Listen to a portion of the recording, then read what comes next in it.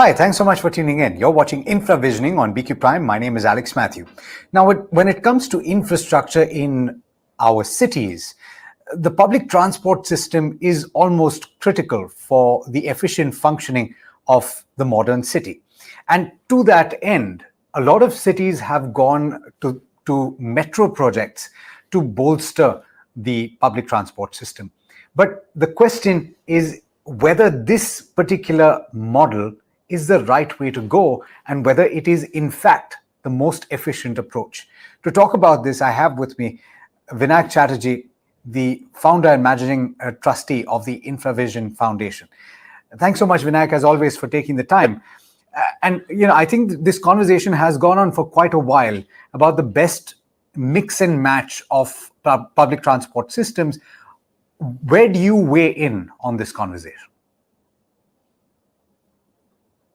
It is a topic that deserves attention, and I am honestly worried about this constant stream of political announcements of announcing metros in a scatter of cities across the country without the due process of investigative feasibility. Now, why should I be worried? I should be worried for the fundamental reason that metro is first and foremost a very expensive proposition. At today's prices, it costs about 300 crores for an elevated section and about 600 crores for a section under the ground. Now, even if it is fully elevated, if a city is talking about a 100-kilometer metro line configuration, that's 100 kilometers into 300 crores a kilometer. I mean, that's a humongous amount of investment. And interestingly, other than one metro, which is in the private sector, which is also partly stressed with L&T in Hyderabad, all other metros are using public money, your and my money. The broad model is that the state government puts in 50% and the center puts in 50%. So there's public money, and there are 13 cities with metros operating today, and 29 more are either under construction or approved or proposed. Now, this is a very massive movement, which to my mind is now verging on, shall we say, potential NPAs of public money. Many of these metros are, let me not take names, but many of the metros that have started operations are seeing riderships of 10% and 15% of what was projected in the DPR. Soon they're going to run out of cash. Just forget about expansion and renovation and modernization. They will soon run out of cash for day-to-day expenses. Now, I don't mind that as long as somebody says, oh, we have lots of money in the coffers to keep subsidizing public transport. But this is a scale of subsidy that is humongous. The next more important point is that all cities do not require metros. So then from that perspective and taking that exact point, where you're saying that the metro is not necessarily the best option in all cities. I would think that cities like New Delhi and cities like Mumbai, because of the density of population, would require a large transit system in the form of a metro. But how do you identify whether or not something will be feasible, Vinayak? So, urban planners use a term called differentiated travel demand, which brings into focus a bundle of variables which together determine whether a metro is required or an alternative configuration is required. Now, this differentiated travel demand has certain elements. They are obviously the population of the city, number of trips per day, distance traveled per trip, the ability for consumers to spend, and nature of personal vehicle ownership. All of these variables determine, what kind of a public transport system is required. It is interesting that the data compiled by IIT Delhi and shared with the Infravision Foundation shows that urban Indian trip length shows that the majority, 30% to 60% of urban trips are less than 5 kilometers. And more than 75% of trips are less than 10 kilometers. regardless of population or capital or density. So metro is important when you have to travel from, let us say, Gurgaon into Delhi. I mean, trips greater than 10, 15, 20 kilometers with high density, large populations. So these bundle of factors get into a model which hopefully throws up what is the right urban public transport system required for that city. Now, at one end of the spectrum, you've got what is in jargon is called intermediate public transport, IPT.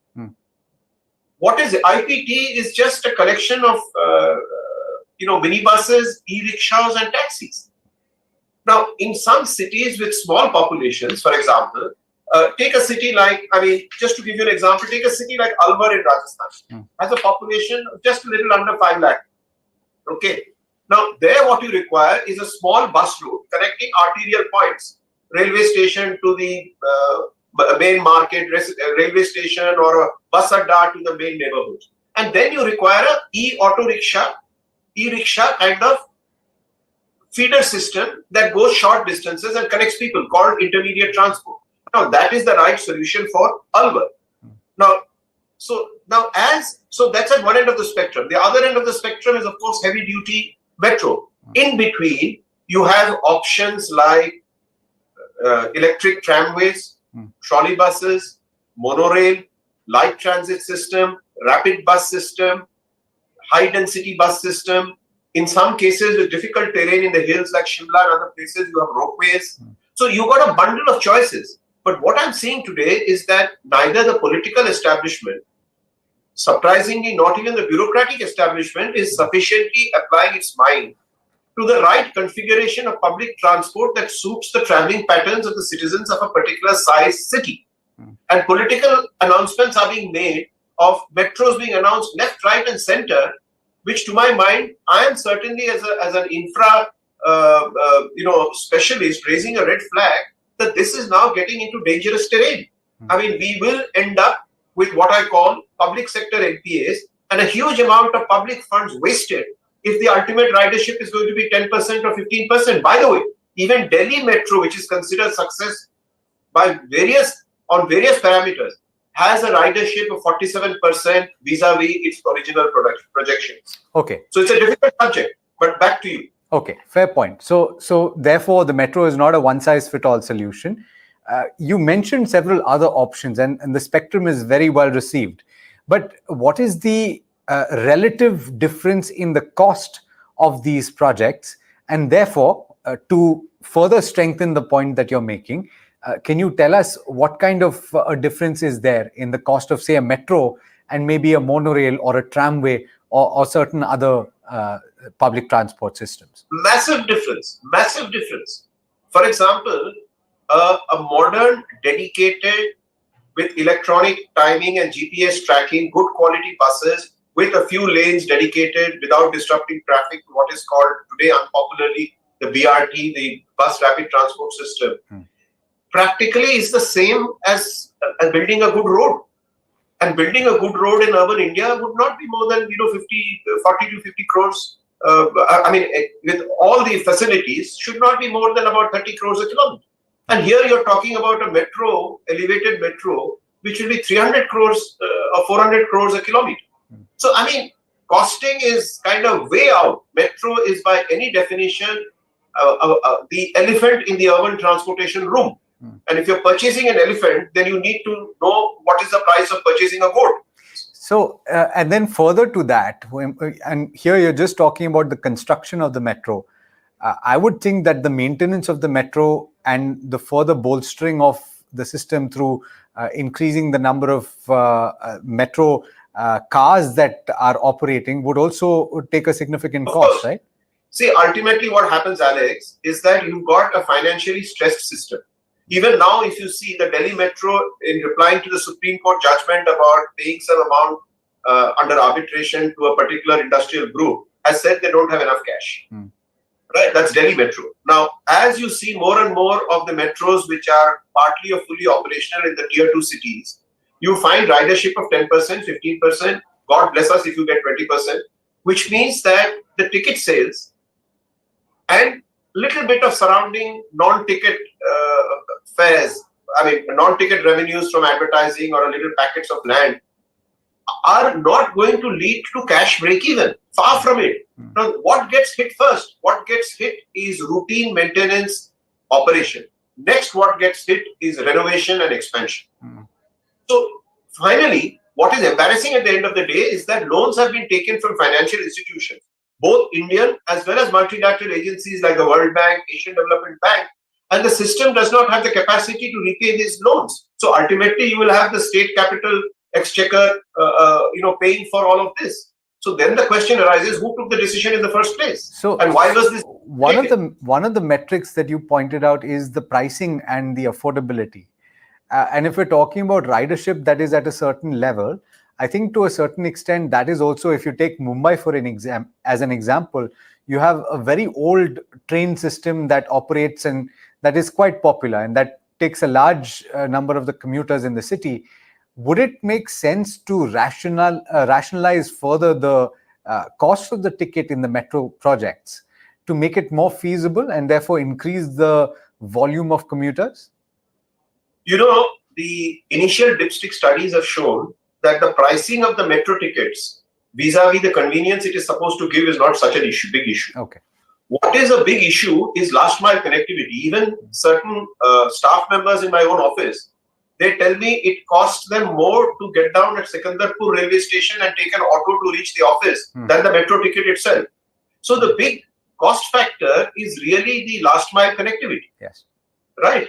Now, therefore, you require an integrated approach. And one of the things that the Urban Ministry has repeatedly been harping on is to create a unified urban transport, metropolitan transport authority, popularly called UMTA. UMTA is part of our urban policy framework. But I still don't see any city worth the name that has implemented, shall we say, a kind of UMTA, Urban Metropolitan Transport Authority, that you see in a London Transport Authority or the New York Transport System, which takes a holistic view of trunk movements, intermediate movements, and system integration. Bombay Suburban, for example, there is an old scheme that says island of the Bombay Suburban railway system because it doesn't quite fit into the Indian Railways total network, which connects connects Bombay to Guwahati. And therefore, to focus on running suburban trains is best left to an urban metropolitan transport authority and that will integrate metro, monorail, suburban rail, feeder bus services, e-rickshaws, etc. You have to take an integrated view. Yeah. But that can be a strain from the subject today. And I think the important point that I would like to make to the viewers is we must create public opinion and education to the political and bureaucratic class, saying, guys, when you want to focus on public transportation in an Indian town or city, for God's sake, don't just jump to the conclusion that we're going to announce a metro.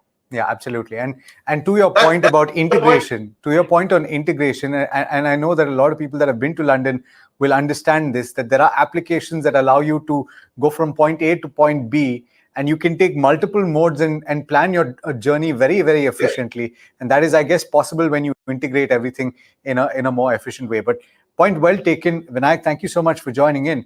And it has been a very interesting conversation. Thank you very much. All right, viewers, there you have it. That was Infravisioning. Do let us know what you think about the efficacy of metro projects in the country and whether, in fact, you think that your city needs one. Do stay tuned. This is BQ Prime.